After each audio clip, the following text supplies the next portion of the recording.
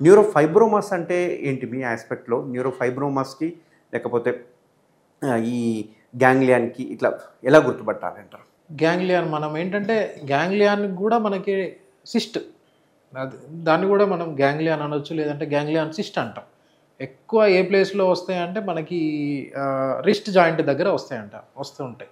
అది గూడా ఏంటంటే మనకి లోపట ఉండే టెండాన్స్ అంటాం. వాటికి వచ్చే ఇన్‌ఫ్లమేషన్ వల్ల మనకి ఆ టెండాన్స్ పైన ఉండే లేయర్ ఏంటంటే కొన్నిసార్లు మనకి లోపట ఫ్లూయిడ్ కలెక్ట్ అయితది. దానివల్ల మనకి అక్కడ ఒక నీటి బుడగలాగా ఏర్పడి మనకి కొన్నిసార్లు మనకి మూవ్‌మెంట్ చేసినప్పుడు అది బల్జ్ అవుతుంటది. మళ్ళీ డిప్రెస్ అయితా ఉంటది. దాన్ని ఇంకోటేంటంటే సైంటిఫిక్‌గా బైబిల్ సిస్ట్ అని గూడా అంటాం. ఎందుకంటే పురాతన కాలంలో దానికి ట్రీట్మెంట్ ఏం చేసేవాళ్ళంటే 2 బైబిల్ పెట్టేసి దాన్ని ఇట్లా బర్స్ట్ చేసేవాళ్ళు. సో, అందుకే దానికి బైబిల్ సిస్ట్ అని గూడా పేరు. సో, ఎక్కువ శాతం మనకి రిస్ట్ జాయింట్‌లో వస్తుంటది. దాన్నే మనం గ్యాంగ్లియాన్ అంటాము. ఇంకోటి న్యూరోఫైబ్రోమా గురించి సార్ చెప్తారు.